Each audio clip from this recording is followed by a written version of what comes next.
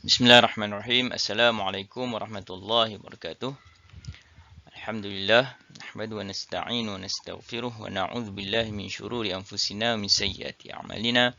Man yahdihillahu fala mudilla lahu wa man yudlil fala hadiyalah. Asyhadu an la ilaha illallah wahdahu la syarikalah wa asyhadu anna Muhammadan 'abduhu wa rasuluh. Amma ba'd.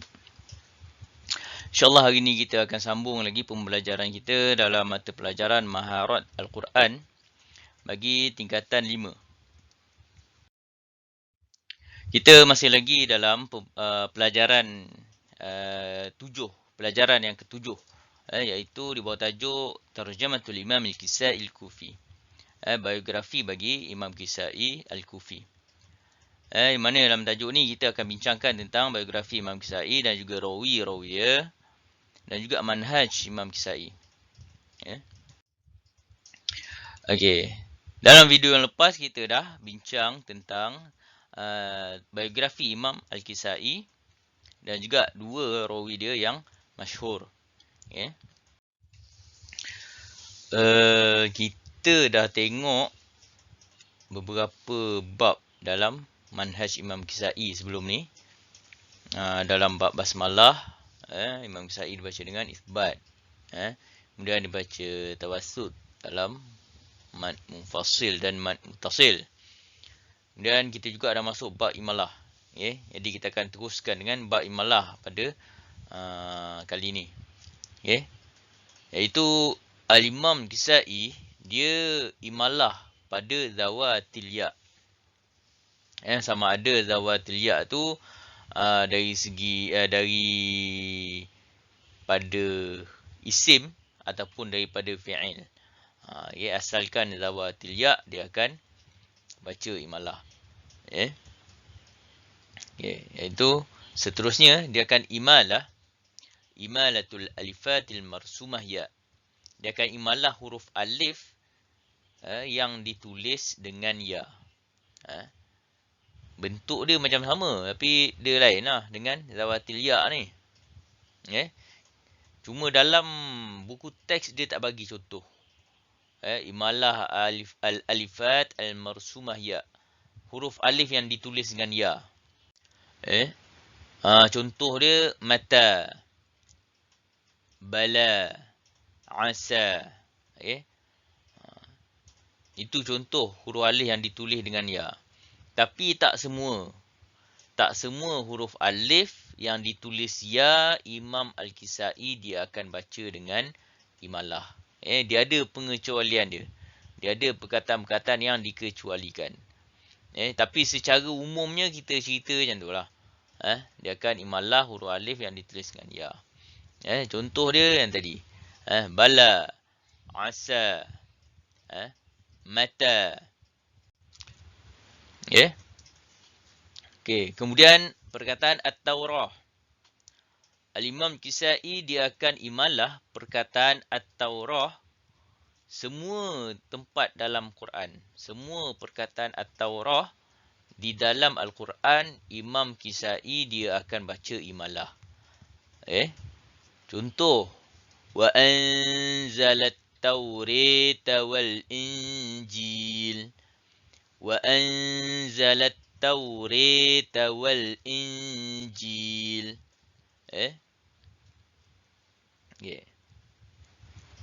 Seterusnya. Al-Imam Al-Kisai dia akan imalatul alifat baina ra'aini thanihima mutatarrifah maksurah. Dia akan imalah huruf alif yang terletak di antara dua ra. Huruf alif yang terletak di antara dua ra. Ra yang kedua tu berada di hujung perkataan, berada di hujung dan kasrah. Dia akan imalah. Contoh. Kalla inna kitabal abrari lafi 'illiyin. Kalla inna kitabal abrari lafi 'illiyin. Dia imalah. Contoh yang lain, minal ashrir. Minal ashrir. Dia akan imalah dekat situ. Okey. Okey. Ni bab imalah. Kena ingat tiga ni. Okay. Imam Al-Kisai dia imalah pada zawatil ya. Maaf, dia ada 4 lah jadinya. Dia akan imalah pada zawatil ya, al-alifat marsumah ya, kemudian at-taurah, kemudian al-alifat baina ra'aini thanihima mutatarrifah maksurah. Dia akan imalah pada 4. Secara umumnya. Bukan kata 4 ni je ni malah. Ada lagi. Dan ada lagi pengecualian dia dan perkhususan dia. Tapi secara umum kita cerita 4 ni saja. Rimalah pada zawatil ya. Kemudian huruf alif yang ditulis dengan ya. Perkataan at-taurah. Kemudian huruf alif yang terletak di antara dua ra. Dan ra yang kedua tu berada di hujung perkataan dan kasrah. Ataupun majrur. Okey. Okay, ini bab imalah. Kemudian seterusnya. Masuk bab baru. Bab ha ta'nis. Ha ta'nis. Ataupun ta marbutah. Imam Al-Kisai. Okay. Dia akan imalah. Ha ta'nis indal waqfi idha sabaqaha harfun min al-hurufil khamsati asyar. Okay. Al-Imam Al-Kisai dia akan imalah ha ta'nis ketika waqaf. Ni kena ingat ni. Kena bagi perhatian. Ketika waqaf sahaja. Imalah Al-Imam Kisai pada ha ta'nis hanya ketika waqaf sahaja. Bila mana? Bila sebelum ha ta'nis ada salah satu daripada huruf-huruf yang 15 ni. Yang terhimpun dalam perkataan fajathat Zainabu li zawdi syamsin. Okey, 15 perkataan ni. Sekiranya salah satu daripada 15 perkataan ni dia terletak sebelum ha ta'nis, maka Al-Imam Al-Kisai dia akan baca waqaf, dia akan baca imalah bila dia waqaf. Kita tengok contoh. Tengok contoh bagi jelas sikit. Okey, contoh al-ghasyiyah. Okey, ha ta'nis.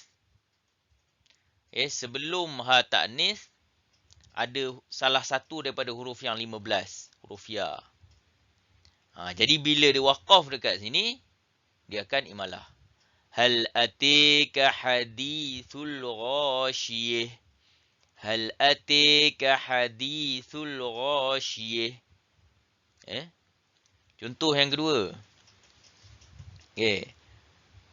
Sebelum ha ta'nis ada huruf ba. Huruf ba ni salah satu daripada huruf yang 15 tu.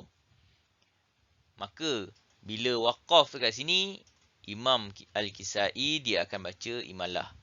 Amilatun nasibih. Amilatun nasibih. Contoh yang lain.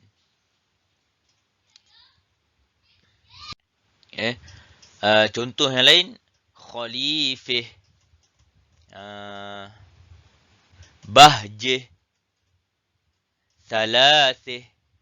Khamsih. Maitih. Jannih. Lailih. Tu di antaranya lah. Kemudian seterusnya. Masih lagi dalam bab ha ta'nis. Imalaha ta'nis indal waqfi idza sabaqa harfun min huruf akhar. Al-Imam Kisai juga dia akan imalah ha ta'nis ketika waqaf. Masih lagi kita bincangkan imalah ha ta'nis ketika waqaf. Sekiranya sebelum ha ta'nis tu dia ada salah satu daripada huruf yang 4. Apa dia? Akharu. Hamzah, kaf, ha, ra. Sekiranya sebelum ha ta'nis ada salah satu daripada huruf yang 4 ni, Al-Imam Al-Kisai juga dia akan baca imalah ketika waqaf. tapi bersyarat. Yang 15 huruf tadi tak ada syarat. Asalkan sebelum ha ta'nis ada salah satu daripada 15 huruf ni, Al-Imam Al-Kisai dia akan baca imalah secara total. Kan? Yang 4 huruf ni dia ada syarat. Okay? Sebelum ha ta'nis dia kena ada huruf kasrah. Sebelum ha ta'nis ada salah satu daripada huruf yang 4. Sebelum salah satu daripada huruf 4 ni dia ada huruf kasrah. Contoh ni al-malaikih. Kan? Sebelum kaf tu ada hamzah kasrah. Okey. Syarat yang kedua, sebelum salah satu daripada huruf yang 4 ni ada ya mati. Tengok contoh tu, sebelum ha ta'nis ada hamzah. Sebelum hamzah ada ya mati. Jadi kalau waqaf ni Kisai akan baca imalah. Kahai Kemudian yang ketiga, sebelum salah satu daripada huruf 4 ni ada huruf mati, dan sebelum huruf mati ni ada huruf kasrah. Contoh la'ibrah. Sebelum ha ta'nis ada ra. Ra tu sebelum ha ta'nis ada ra. Sebelum ra tu ada huruf mati. Sebelum huruf mati ada huruf kasrah. Jadi dia akan imalah ketika waqaf. La'ibrih. Jadi dalam bab ha ta'nis ni kena ingat ada dua bahagian. Pertama, sebelum ha ta'nis ada salah satu daripada 15 huruf, Kisai akan imalah ketika waqaf. Yang kedua, sebelum ha ta'nis ada salah satu daripada 4 huruf, Kisai juga dia akan imalah ketika waqaf dengan syarat, dia ada 3 syarat ni lah. Sebelum 4 huruf tu sama ada huruf kasrah, ataupun sebelum 4 huruf tu dia ada ya mati, ataupun sebelum daripada 4 huruf tu ada huruf mati, dan sebelum huruf mati ada huruf kasrah. Tu 3 syarat. Kena ingat betul-betul bahawa imalah ha ta'nis ni hanya ketika waqaf sahaja. Kalau dia baca wasal, dia baca fathah macam biasa. Ini secara umumnya dan secara ringkasnya, inilah manhaj bagi Al-Imam Al-Kisai Al-Kufi. Sekiranya ada yang kurang jelas ataupun yang kurang tepat, pelajar kena rujuk pada guru halaqah masing-masing dan talaqi dengan guru halaqah masing-masing. Sampai sini saja. InsyaAllah kita akan jumpa lagi dalam tajuk yang baru dalam akan datang insyaAllah. Wallahu alam. Assalamualaikum warahmatullahi wabarakatuh.